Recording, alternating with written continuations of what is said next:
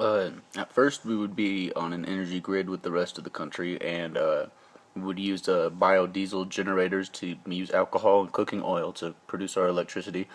But eventually, the goal of the town would be to convert to a complete solar power grid. So at first, we would be completely energy efficient by having generators and biodiesel stuff once we get that into town. But as we got the biodiesel into town, we would begin to also put solar panels on people's houses and on public buildings. So that way, eventually, we could become a town that has no energy uh, necessity. It's all done, and then we could also start setting up wind power stuff and other stuff, so that whenever there's any sun, we still have power.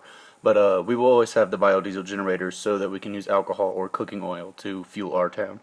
Uh, but at first, we will have an energy grid. We'll find a plot of land that has a ranch house or something on it, so that we know we're on the energy grid, and in a ranch house that has electricity, of course.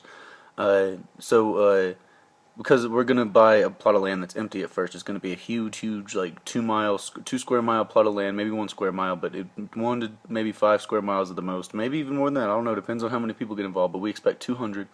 Uh, so but we'll have electricity at first from the grid, and then we'll slowly wean off of that with biodiesel, and then we'll slowly wean off of that with solar power, and then eventually the whole town will just be completely efficient that way, and then we can focus on other issues.